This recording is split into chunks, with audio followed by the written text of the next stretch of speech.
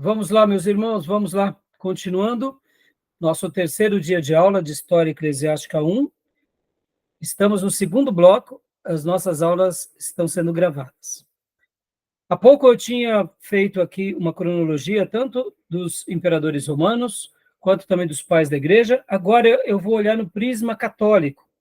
Eu vou fazer uma lição de casa aqui bem rápida com vocês, inclusive eu peguei aqui rapidamente pela própria internet, e vou compartilhar com vocês essa lista dos papas.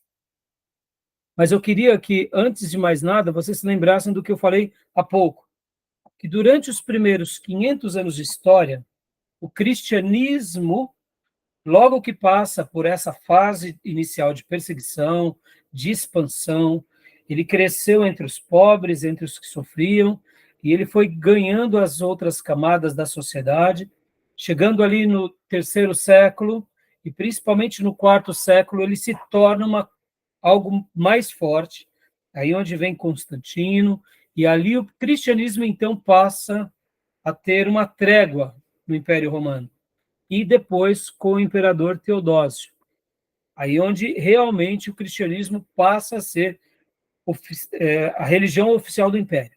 Bom, aqui, daqui em diante, a chave começa a mudar.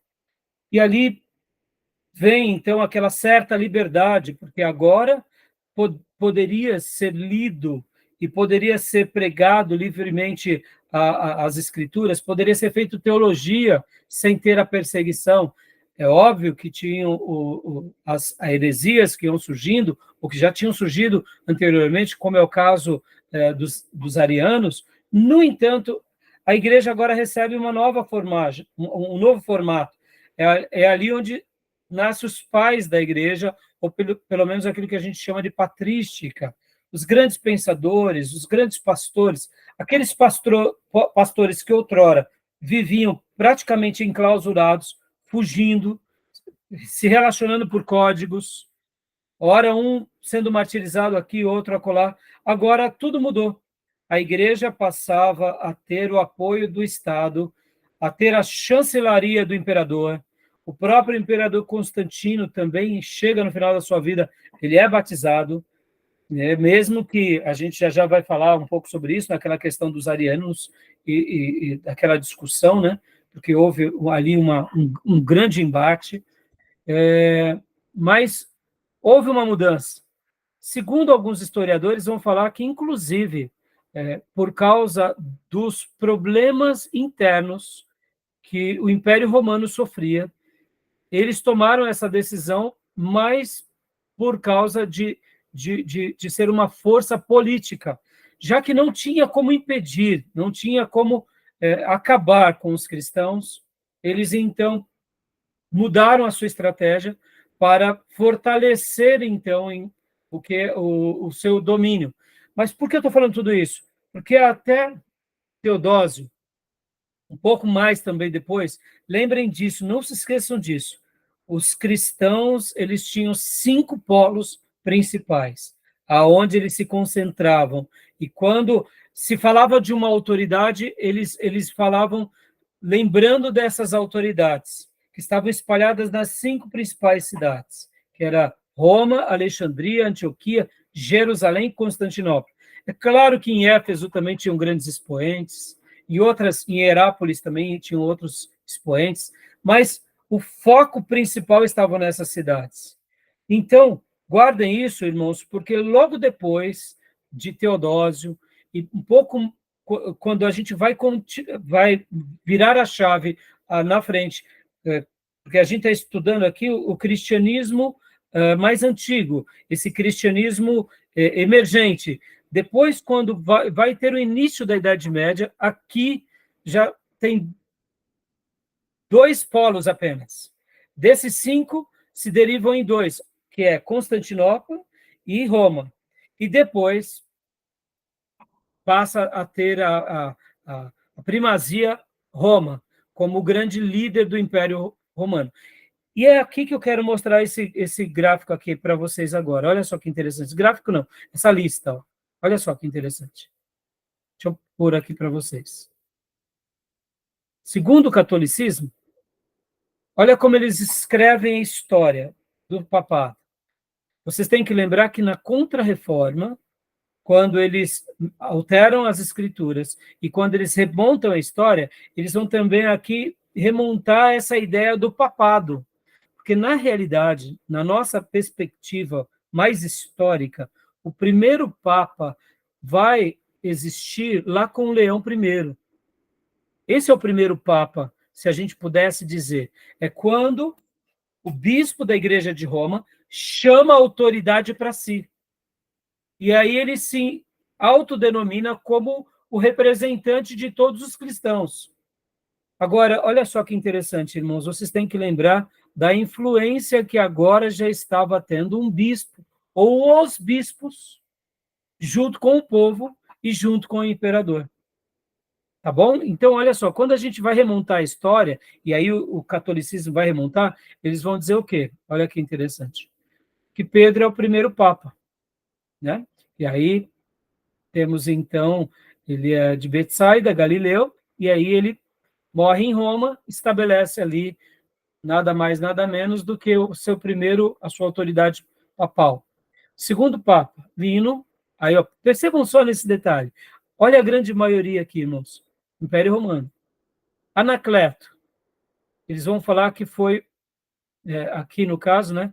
Aqui é lugar de nascimento, mas a gente vê assim, ele nasce na Grécia, Atenas na Grécia. Não fala onde ele morre, mas percebam que aqui, ó, tem um lugar de nascimento e depois a gente vê a influência do Império Romano sobre todos a construção daquilo que eles chamam de Papa, né? Então percebam que eles vão tentando reconstruir aqui a linha papal, né? Como depois vocês dão essa pesquisada, eu compartilho para vocês. Isso está no Wikipédia, né? Só para vocês notarem, né? Eles colocam o nascimento e vão tentando criar aqui uma sucessão papal, até chegar naquilo, como eu falei para vocês, que é Leão I, tá bom? Então, só mostrei aqui para vocês, porque nesses primeiros 500 anos de história, irmãos, a gente nota o quê? Que havia um cristianismo mais livre de pensadores. Essa ideia da canonização não era uma coisa comum entre eles. Tá bom? Tudo bem até aí? Só quis mostrar para vocês verem como a história ela é contada por parte dos vencedores. Como nós somos ocidentais, estamos debaixo indiretamente da influência do catolicismo romano, eles vão sempre tentar remontar a história de acordo com a visão deles. Se nós fôssemos para a Igreja Católica Ortodoxa Grega perguntar quem são os principais líderes, com certeza eles colocariam outros, porque é na perspectiva deles, né? Tudo bem até aí? Tranquilo? Essa auréola em volta da cabeça significa o quê? Santo? É porque Santidade? aí onde entra a canonização, né? Ah, sim. Quando eles canonizam também, Edil, é mais ou menos uma maneira de querer dizer, olha, eles eram santos. E por isso nós valorizamos as obras dele, ou fazemos as orações a eles. Ou seja, percebam que a história vai ser contada a partir deles.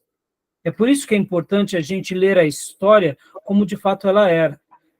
E por que eu estou fazendo essa discussão? Porque dentro do material que eu também dei para vocês como tarefas extras, do Marco Granconato, quando ele vai falar sobre a patrística, então eu quero que vocês lembrem disso, que nesse período dos primeiros 400, 500 anos, eles olhavam para si de outra forma, muito diferente daquilo que os católicos depois disseram que eles são. E isso é importante. Quando a gente lê Agostinho, a gente vai ver Agostinho como de fato ele escreveu, não como os católicos pintaram ele como Santo Agostinho. Então, eu faço questão de deixar essa dica aqui para vocês, porque a gente vai ver que eles tentam colocar e canonizar cada um desses grandes líderes do passado como santos. E a gente sabe disso, que eles não foram santos. É mais ou menos a maneira de querer dizer o seguinte: olha, nós somos a igreja verdadeira, e a linhagem papal que foi começada com Pedro se perpetuou neles, mas historicamente não era assim. Porque nesses 100 primeiros anos aqui, não eram apenas eles, por exemplo, né, Clemente I, Evaristo, Alexandre I, Sisto I, eles eram líderes da igreja cristã naqueles dias, juntamente com os outros que nós temos como por nome do quê? De patriarcas. Eles eram os líderes, junto com os outros patriarcas. Eles não eram a autoridade papal. Tá bom? Estou fazendo essa crítica aqui só para mostrar como a história é contada a partir dos vencedores. Como o catolicismo se tornou a igreja oficial do Império, e ali, naquele momento que se torna a igreja oficial do Império, ainda é o catolicismo, vamos chamá-lo de primitivo, até ali não tem tanto problema. Mas a partir dele, quando nasce o romanismo, aí que vai tendo problema. Quando surge a figura do Papa, aí que está todo o problema. Quando há essa emancipação, e aí vocês vão se lembrar do que a gente até aprendeu em teologia sistemática, do grande cisma, lá em 1054, quando a Igreja Católica Apostólica Romana se separa da ortodoxa grega. E podem ver que durante 1054, quando houve a separação, eles voltaram apenas a quebrar essa ruptura em 1965. Ou seja, quase 1000 anos separados, em que um considerava o outro herege. Agora, em 1965, eles fazem ali o concílio e cancelam aquilo que eles outrora eram excomungados, porque como que o catolicismo romano viam os ortodoxos gregos? Como hereges. E como os ortodoxos gregos viam os romanos? Como hereges. Um foi excomungado da fé do outro. Mas em 1965, houve ali vamos dizer assim, um retorno àquele cisma. No entanto, eles continuam separados. Podem ver que continuam separados. Eu te pergunto, por que eles continuam separados? Porque, irmãos, a gente tem que lembrar que é uma questão de poder. E é isso que eu quero que vocês enxerguem aqui. A história vai ser contada a partir do quê? Do que o imperador, ou do que o rei, ou do que os bispos, ou dos patriarcas, ou dos papas querem contar.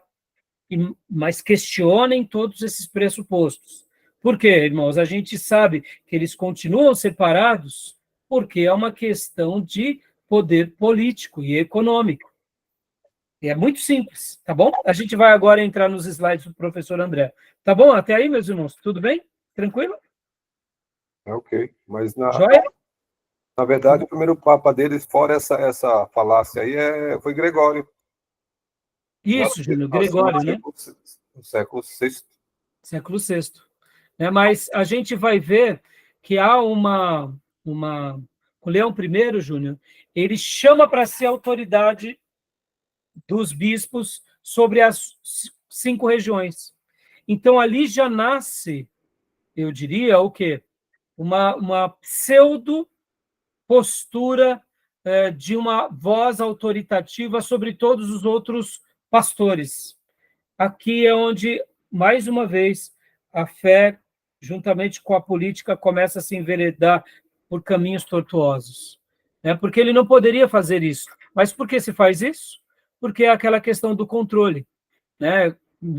Lembrando que era um momento crucial de muito problema no Império Romano. A gente vai agora para o slide do professor André, vocês vão ver o seguinte, que nesses dias, irmãos, o próprio Império Romano ele estava dividido em 4 grupos. Antes de Constantino, por exemplo, eram 4 regiões. O próprio Constantino ele conquista Roma. Olha que interessante. Então, perceba que até o próprio romanismo tinha os seus governadores. Então, o catolicismo romano em Roma, ele já estava tendo ali investidas daquilo que eles chamam dos bárbaros. Deixa eu explicar uma coisa bem interessante aqui, irmãos. Quem eram os bárbaros, na história, A gente aprende que os bárbaros eram os pagãos, não é assim? Os bárbaros eram os pagãos que acabam com o Império Romano, não é isso que a gente aprende?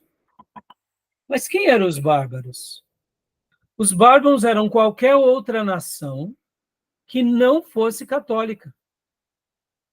Então, por exemplo, os indianos eram bárbaros, os africanos eram bárbaros, o próprio pessoal da Ásia, e principalmente do Oriente, que tinha outra religião, os hindus eram bárbaros, qualquer que não fosse católico era considerado bárbaro ou pagão.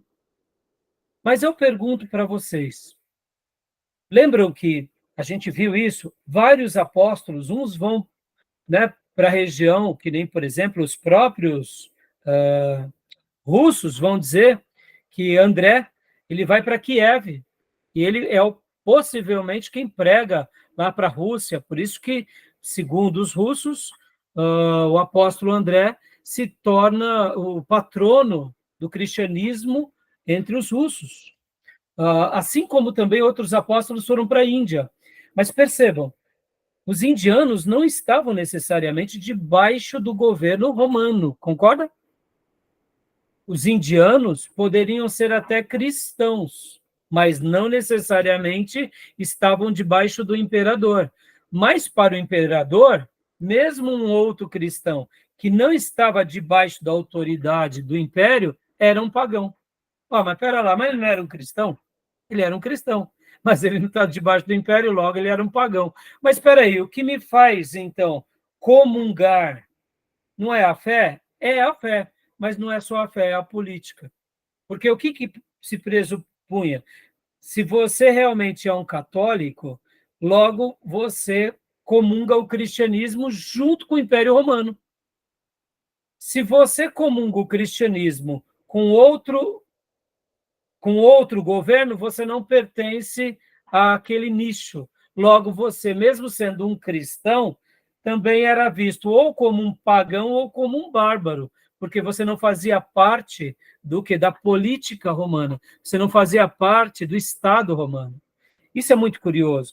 Por isso que quando o Império Romano ele cai, principalmente quando a gente fala aqui, irmãos, quando ele vai cair, ele cai, Roma cai, Constantinopla não cai. Olha que interessante. Porque Constantino, ele muda a sede do império para Constantinopla.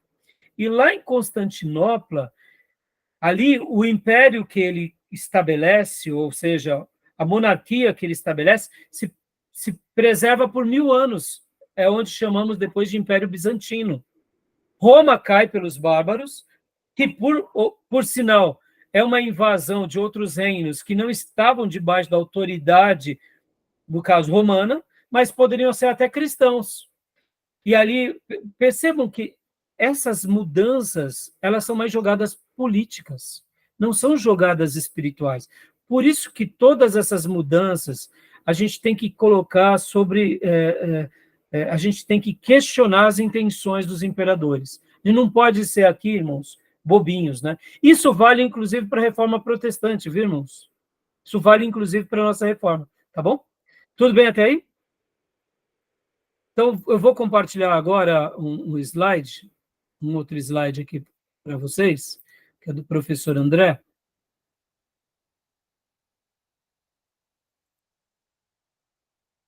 O terceiro século, e a perseguição do terceiro século, tá bom? Só um segundo.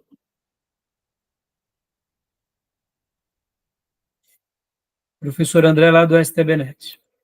Vai explicar melhor isso tudo que eu estou dizendo agora para vocês.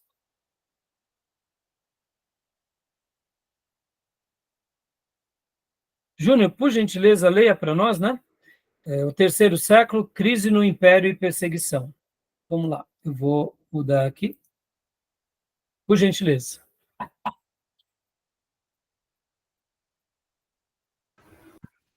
Introdução. O terceiro século foi um período de conturbação política do Império Romano. Seguindo o seu apogeu, o Império passou por sua decadência e pior crise, que levaria posteriormente à sua desintegração. Olha só, guardem isso, irmãos. Então, tem momento de apogeu, e depois vem decadências, crises, e depois vem a desintegração. Perceba que esse foi um cenário muito favorável para que eles fizessem várias mudanças. Ora, perseguindo alguns grupos que eles achavam que não estavam debaixo da sua legislação, ou dos seus padrões civis e religiosos, mas também, ao mesmo tempo, mudando a chave, já que não podiam fazer mais nada. Então, leia para nós, Júnior, por favor. Uma sucessão muito grande de governantes deu-se em meio a pragas, guerra civil, invasões externas e disputas políticas. Cada governante efetuava a tentativa de reestruturação da ordem ou manutenção de poder. E muitas vezes as políticas de estruturação incorporavam quesitos religiosos. A questão religiosa nunca era abandonada, meus irmãos. Sempre fazia pauta, porque o imperador ele tinha também que ser adorado. Continua para nós, por favor, Júnior. Calcada na mentalidade já desenvolvida nos 2 séculos anteriores, deram-se perseguições esporádicas, geralmente vinculada a alguma política específica, isto é, negação do culto ao imperador e de diversas magnitudes, sendo que no início do século seguinte daria-se a pior e mais sistemática fase de combate aos cristãos. Agora, irmãos, lembra que eu disse há pouco para vocês, irmãos, que essa igreja, que já era uma igreja estabelecida, essa cena ela é muito forte, irmãos, porque é as arenas, onde os nossos irmãos cantavam e glorificavam a Deus e eram devorados pelas feras. Agora eu te pergunto, como que você, diante de estados de sítio, de perseguição com a sua fé, como que você vai estabelecer o seu corpo de doutrina com muita liberdade? Você quase não tem, até porque tudo isso só atestava que você estava negando o império e que você não estava adorando quem? A César.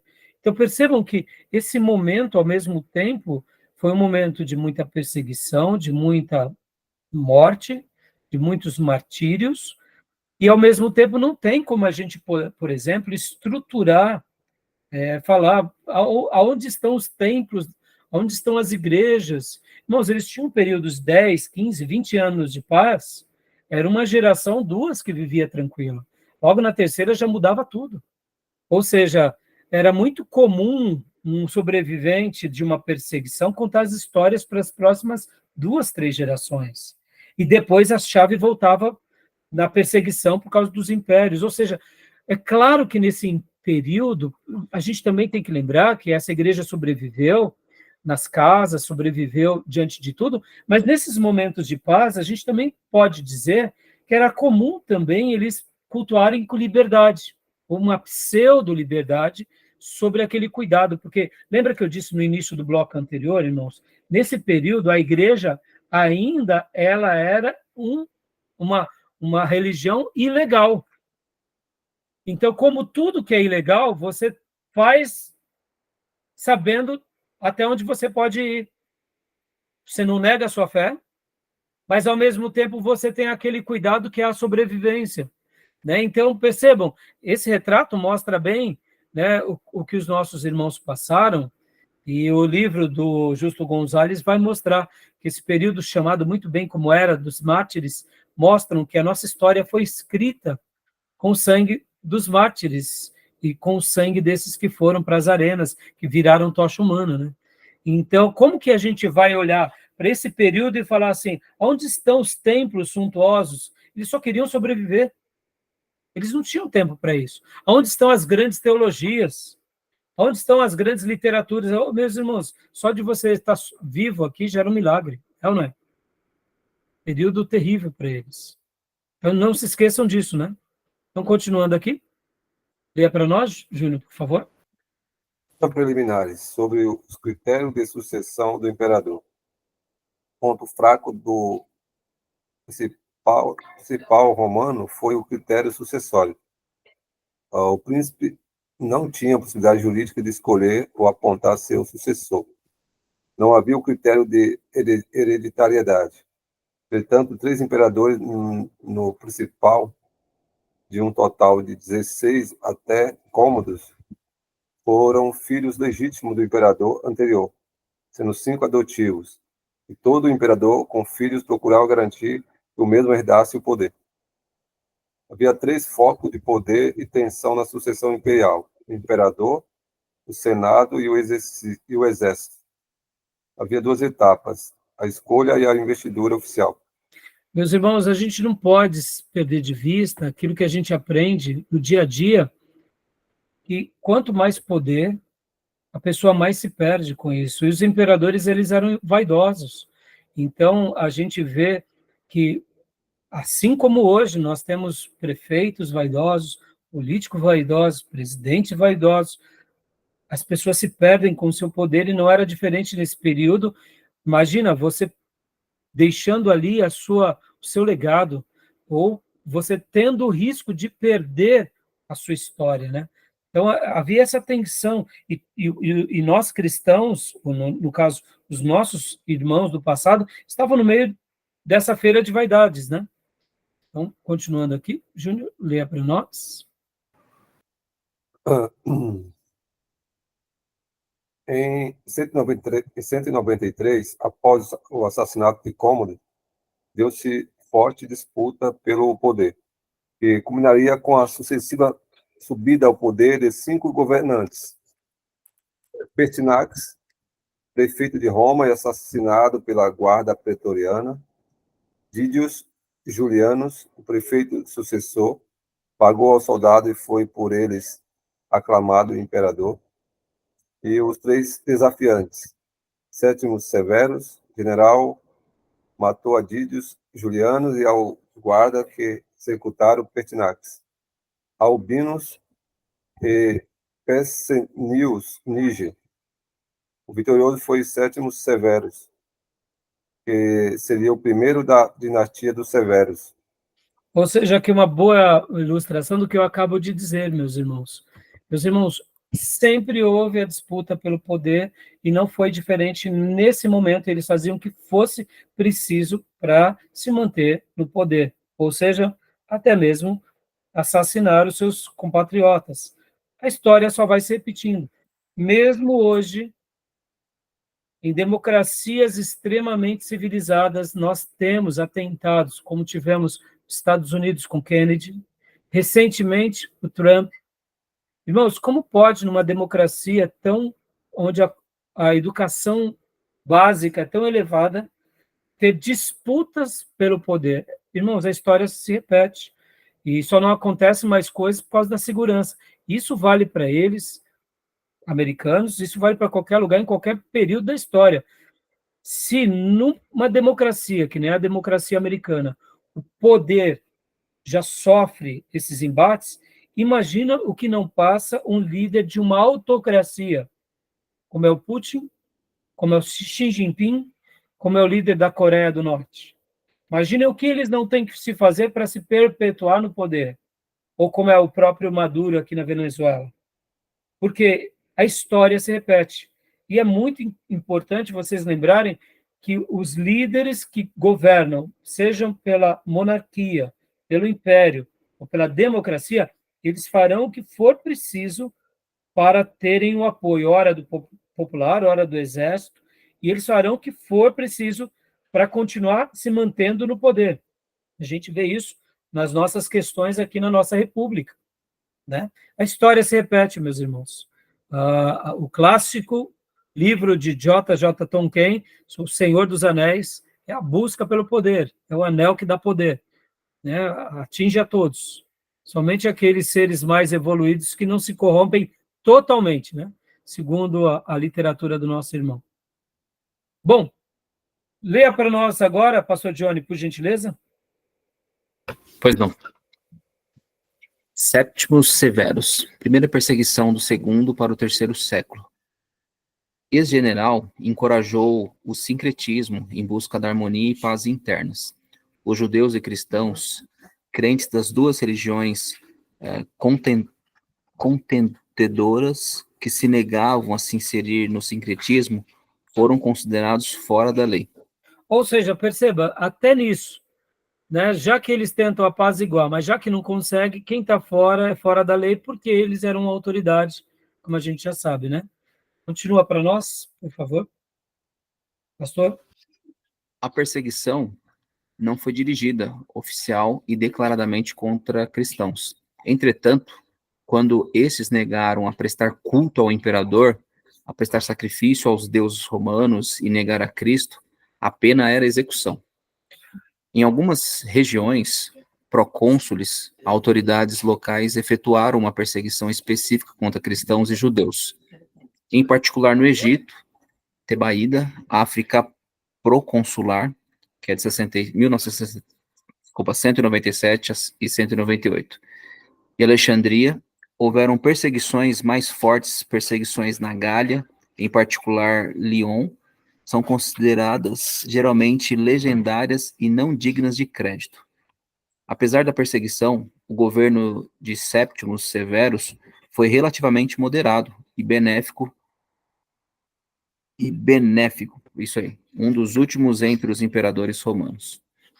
Então, perceba, irmãos, que aqui, ó, quando fala que ainda foi moderado, mas mesmo assim, tinha execução. Ou seja, ser cristão nesses dias era muito difícil, né? Continua para nós, pastor, por favor. Pois não. A crise do terceiro século. Última dinastia do Principatos Romanos. Com o final da dinastia dos Severos e dos Principatos, o Império entrou em séria crise. As razões para tal crise foram além do declínio que já se apresentava desde o governo de Cômodos, invasões, guerras civis, pragas e problemas econômicos. Como em qualquer contexto da história, meus irmãos, mexeu no bolso, mexeu na autoridade dos líderes, alterou alguma coisa que gerou desarmonia, há fragilidades, e assim a gente vê que a história só vai se repetindo. O Império Romano também, depois de uma longa caminhada de êxito e de conquistas, começou agora a ter também os seus grandes problemas, e como disse aqui, as guerras civis. Isso daqui é uma das coisas mais... Quando se trata de invasão, meus irmãos, mas o povo, eles estão alinhados dentro do que eles querem, ainda você tem como se resguardar dessas invasões e contra-atacar. Mas quando você já está fragilizado internamente, com dificuldades, com problemas financeiros, ou seja, você se torna muito propício para qualquer invasão, né? E é isso que foi acontecendo. Continua para nós, pastor, por gentileza. Pois não. Nesse período, houve uma sucessão muito grande de governantes, mais de 20. Às vezes simultâneos, frequentemente usurpadores, inimigos entre si, e diversos estratos sociais. Vários procuraram restaurar a ordem perdida, tomando diversas medidas de reforma. Em alguns casos, houve quem culpasse a cristãos pelo ocorrido, em particular pela negativa dos mesmos em prestar culto aos deuses. Pragas poderiam ser castigo dos deuses que teriam sido desonrados, por exemplo. Outras medidas repetiam perseguições anteriores, ainda nos mesmos quesitos de prestar ou não culto ao imperador e aos deuses. De qualquer forma, a situação turbulenta do império afetou seriamente a condição também dos cristãos. Deixa eu fazer um comentário aqui, meus irmãos. Nós sempre teremos oposições, né? O diabo sempre foi o diabo contra nós. Agora, olha que interessante. Já que eles não adoravam os deuses romanos, as pragas eram culpa deles. Outra questão também que eles recebiam culpa, que não está aqui no slide. Muitos cristãos eram pacifistas, porque seguiam Cristo. Logo, não iam para a guerra. Ou seja, também tinham menos soldados. É a culpa deles. Perceba, a gente vai tomar culpa de tudo que é lado, né, meus irmãos? Então, é bem interessante esses momentos da história. É claro que aqui a gente sabe que é um momento de decadência, né, do Império. E aqui, continua para nós, por gentileza, pastor. Pois não. Nomes e eventos desse... Pastor, só me ouve? Sim, sim. Pode continuar. Tá. Nomes e eventos de destaque. Felipe o Árabe, 244 a 249. Eusébio de Cesareia cita-o como o primeiro imperador cristão. Esta hipótese fundamentaria-se em certa feita com o imperador, em certa feita que o imperador teria assistido ao culto da Páscoa, após o bispo requerer que ele confessasse seus pecados. Outros afirmam que isso teria dado-se em Antioquia. Bom, isso é muito interessante. Deixa eu fazer até um comentário muito... Eu estou encantado com a obra de Eusébio de Cesareia, meus irmãos. Inclusive, quem tiver a oportunidade de ler o livro de Eusébio de Cesareia, eu recomendo. Agora, olha só que interessante, irmãos. Eusébio de Cesareia é o primeiro, ele é considerado o primeiro a escrever sobre história eclesiástica. Aí talvez você diga assim, mas pastor Rai, por que outros pais da igreja não fizeram isso? É muito simples. Eles não tinham esse período de paz, esse período de tranquilidade. Por isso que mesmo que, de certa medida, Constantino, quando ele dá uma certa liberdade para que os cristãos pudessem viver e existir nos seus dias, aonde ali, logo que ele começa como imperador, ele dá essa pseudo-legalização, mesmo ainda não sendo religião oficial, a partir dali, que foi um período de paz singular, começa uma nova página também na história eclesiástica. Por quê? Porque além de você fazer teologia, você poderia fazer história. Você poderia escrever um pouco. E é isso que a gente entende, como Deus foi bondoso também com os nossos irmãos a partir de Constantino. Eu sei que Constantino tem muita crítica, mas a gente tem que lembrar, irmãos, que, vamos ser honestos aqui, seria melhor viver antes de Constantino ou depois de Constantino como cristão? Não precisa nem responder, né? Se a gente pudesse escolher um período da história para viver, a gente escolheria, com certeza, a partir de Constantino. Porque antes de Constantino, as perseguições eram muito mais acirradas. Então, Eusébio de Cesareia, ele é considerado, né, o pai da história eclesiástica, que ele começa a pegar aqueles recortes dos pais da igreja, os livros e os textos. Porque, irmãos, hoje, de você poder escrever um livro já é algo maravilhoso. Naqueles dias, os pais da igreja, em meio a toda a perseguição, ainda serem preservados a literatura deles, é uma façanha, eu compararia a um milagre, entendeu? Tá bom? Joia, alguma pergunta? Alguma dúvida? Querem falar alguma coisa? Não. Então, pastor, tenha bondade, continua para nós. Vamos lá. Entretanto, poucos aceitam essa ideia e remetem-na mais devido à tolerância com os cristãos que o imperador mantinha. Autores não cristãos não mencionam conversão alguma, e Felipe manteve-se toda a sua vida mantendo nas cerimônias oficiais os costumes pagãos, bem como a cunhagem de moedas. Então, aqui são opiniões, né, que são divergentes sobre, no caso, Filipe, o árabe, né? Mas fica aí algo para a gente pensar um pouco mais. O próprio Constantino, né? O próprio Constantino é colocado em xeque, controvertida a conversão dele, porque ele continuou ainda adorando todo o culto pagão. E aqui, Júnior, para melhorar, assim, a gente vai chegar lá nesse slide aqui, mas Constantino é tão complicado, porque ele vai se batizar no final da sua vida, e aí, lembra quando teve aquela questão dos arianos, a disputa dos arianos? Pois é, no primeiro momento, quando houve ali aquele embate dos arianos, é quando surge o Concílio de Nicéia, em 325. Naquela questão do Concílio de Nicéia, vamos colocar aqui, os católicos vencem a questão dos arianos, porque os arianos, Ário, ele ficava em Alexandria. No entanto, quando de fato chega a questão para Constantino, ao invés de apoiar a decisão, no caso dos patriarcas e do concílio, ele foi tendencioso aos arianos e ainda mandou prender alguns que eram contrário à questão ariana. Percebam, olha aqui como a política e a religião vai se misturando até com Constantino.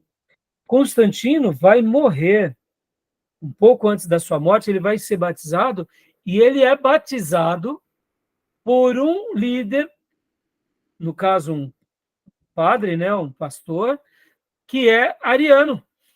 Ou seja, ele não foi batizado debaixo daquilo que nós entendemos como o Concílio de Nicéia, mas sim com os princípios de Ário, que depois foi considerado, inclusive, como herege. Mais para frente a gente vai ver isso. Olha que interessante. Então, Júnior, é muito complicado. Constantino, irmãos, por isso que quando a gente fala de imperadores, e até mesmo aqui de reis, irmãos, a gente nunca pode acreditar cegamente. Porque, como eu disse na minha primeira aula, é a história dos mais fortes, é a história dos vencedores. Então, fica tudo muito questionável. E, irmãos, exercitem esse princípio com tudo, até nos nossos dias, nas nossas igrejas, nas nossas denominações, com os nossos presidentes. A gente tem que ter esse senso crítico muito elevado, porque senão a gente acaba sendo manada também. Aqui eu não estou querendo dizer para a gente negar, mas eu estou dizendo para a gente fazer aquilo que Paulo nos ensina. Ouça tudo, retenha o que é bom, e o que não é, como eu aprendi com o meu pastor, nós temos que ter nós temos que ter uma sacola de preciosidades, que seria, né, de coisas úteis e preciosas, e uma sacola descartável. A gente ouve tudo, retém o que é bom, guarda no que é precioso, e o que não é bom a gente joga, põe na sacola descartável, amarra e joga fora. Porque senão a gente acaba vendo a história de uma forma distorcida, né? Até porque quem poderia questionar o imperador, que era uma pessoa temida, e ele fala assim, eu sou cristão agora, quem é que vai dizer o contrário? Poderia alguém lá, os pais da igreja, não, você não aferiu todos os conceitos, não assimilou. Como foi investigar a sua conversão? Então, era muito vago essa questão. E é por isso, irmãos, que hoje nós vamos estar concluindo essa parte, e a partir da próxima aula a gente vai começar a falar um pouco mais sobre a patrística. A gente está falando da história, mas eu quero focar mais na patrística. Vamos focar um pouco nos mártires, sim, mas eu quero focar na patrística, porque eu quero pegar todos essas histórias desses grandes líderes do passado, porque quando a gente fala de história eclesiástica, irmãos, a gente fala um pouco do Império Romano, fala da questão econômica, fala da questão dos bárbaros, fala da questão das dinastias, das oscilações, da política, tudo bem, falamos do cristianismo, mas a gente esquece do que de fato importava. O que era? Como os nossos irmãos sobreviveram e as suas fés sobreviveram. E até porque... Então, só concluir essa linha de raciocínio, Júnior. Tá. E por que eu quero destacar isso? Porque eu não quero aprender com a história dos vencedores, sendo narrado pelo catolicismo apostólico romano, pelo catolicismo ortodoxo grego, ou mesmo pelo protestantismo. Eu quero aprender com a história mesmo. É claro que, a certa medida, os bons historiadores nossos, eles vão tentar serem imparciais com isso. E é isso que eu quero, já que a nossa proposta, o nosso seminário, ele é um curso livre em teologia, e é para nos formar como pregadores do evangelho, eu quero entender como a patrística fazia teologia, como a era chamada Era dos Mártires, eles sobreviveram, como eles faziam teologia, como eles usavam o raciocínio deles na Bíblia, como eles eram devotados, ou será que eles eram apenas catedráticos? Ou será que eles só faziam teologia porque eles estavam ali acobertados pelo império? Não, então eu quero olhar nesse prisma, porque essa é a nossa proposta do nosso curso de teologia, é formar obreiros que prevaleçam em qualquer contexto, em qualquer época, em qualquer modismo, ou quem sabe em qualquer perseguição. Porque se houve um povo que escreveu a história, a nossa história com seu próprio sangue, por que nós iremos desprezá-lo? Porque a gente vai ficar aqui debruçado sobre questões, por exemplo, como dos romanos. Isso tudo é muito importante, irmãos. Ou dos bárbaros, ou a queda do império. Isso tudo é muito importante. A gente não pode negar. Mas o que eu quero que vocês coloquem os olhos de vocês, nesses grandes homens de Deus e mulheres de Deus, que prevaleceram e venceram em meio a toda a adversidade. Tá bom? Diga, Júnior, o que você ia dizendo? a questão básica mesmo é a patrística, né? Para saber se eles guardavam o legado que os apóstolos deixou, levou adiante. Houve muitas alterações, houve uma teologia interpretativa deles, ok, embora havia defesa, apologia, né? Apologética, né? Contra as heresias. Mas será que conseguiu ir adiante com o que deixou os apóstolos? Porque fala a história também que depois da última morte de João, né, da ilha de Patmos, né, ficaram um vácuo de 50 anos. Um vácuo de 50 anos. Então, é isso que eu questiono, sabe por quê, Júnior? Aqui só de antemão, e isso que é legal você colocar, e por isso que hoje a aula, em cima da tese, né, a história ela é escrita pela história dos vencedores, eu estou querendo colocar em xeque, não é que não seja isso, isso é um fato, mas eu quero dizer o seguinte, até onde a história dos vencedores, ela pode ser preservada? Até onde a história dos vencedores, a gente acaba aceitando tudo como verdade, ponto. E eu quero questionar esses pressupostos. Por quê, Júnior? É isso que você está falando. Como pode uma igreja que estava em plena ebulição ter um período de 50 anos de vácuo? Eu não creio nisso. O que pode ter acontecido é que essas lideranças que já existiam se resolveram entre si e não tinham um protagonismo.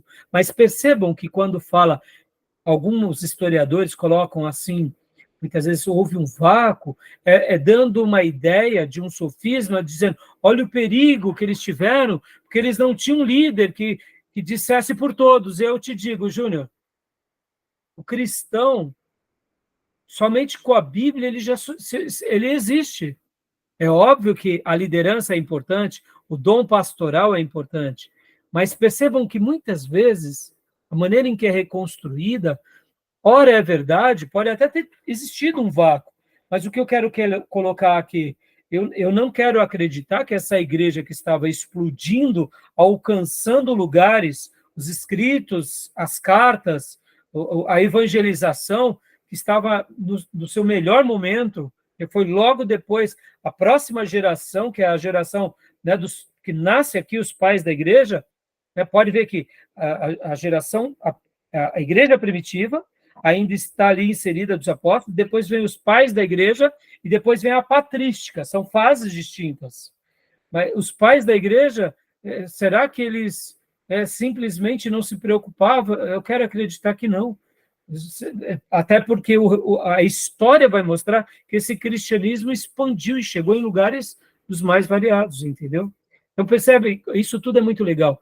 E é por isso que eu estou hoje trabalhando em cima disso, para a gente questionar os pressupostos, para a gente pôr a nossa cabeça para pensar, para a gente realmente avaliar não só como a história dos vencedores, mas como a história, ela de fato foi contada, e o que sabemos e o que descobriremos, porque, irmãos, nesses 2000 anos de história, muita coisa já foi descoberto.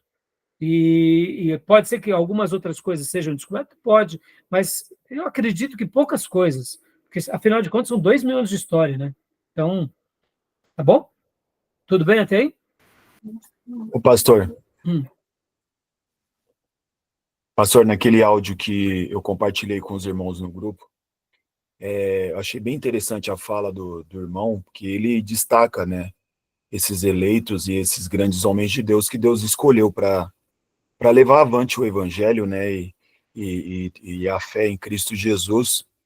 Mas é legal que ele dá ênfase também, e ele diz que uma boa parte dessa disseminação do evangelho foram feitas por pessoas comuns. Isso, Dio, obrigado, é Cara, isso. maravilhoso essa Muito, situação. muito. Ele dá esse destaque no seu vídeo, né? Esqueci o nome Exato. do pastor, depois a gente pode até citar aqui o nome dele, é o material que você nos passou. É isso mesmo, Dio. É verdade, Dio, ele dá o destaque, porque são as pessoas comuns, e lembram, irmãos, eram muita gente pobre, né? A maioria Exatamente. das pessoas eram pobres. Então, deixa eu pegar aqui rapidamente, né? Até o nome, né?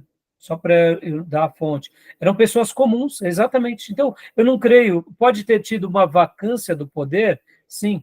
mas eu não creio que foi uma vacância total, né? Não é uma vacância total. Tá bom, meus irmãos? Beleza, meus irmãos? Alguma pergunta? Querem fazer alguma pergunta, alguma fala? Podemos parar aqui? Podemos. Podemos? É a Ok. escola do discípulo, né? É o material da escola do discípulo, Exato. né? Isso, a escola do discípulo, tá, Gil? É muito boa. Eu estou apaixonado pelo material deles, pelo projeto do seminário deles, eles estão de parabéns. É o Felipe Breder, e juntamente com a sua equipe, que coisa linda. Irmãos, percebam como Deus tem levantado igrejas que fazem teologia no nosso país, não é? E quando eu vejo essas igrejas fazendo uma teologia de alto nível como eles, a única coisa que eu tenho para dizer é louvado seja Deus. Que Deus continue levantando. A escola Charles Spurgeon, o próprio Saião, aqui fazendo uma obra maravilhosa na sua igreja, também com o Instituto de Teologia, nós aqui na Missionária, fazendo também esse projeto aqui. E eu só por isso que eu indico para vocês esses materiais. E por isso que eu recomendo, porque nós só aprendemos com eles, né? Então, tá bom? Vamos dar uma pausa aqui, irmãos, a gente vai continuar no último bloco sobre esses assuntos, tá bom? Mais alguma pergunta, meus irmãos? Não? Então eu vou parar aqui a gravação, tá bom?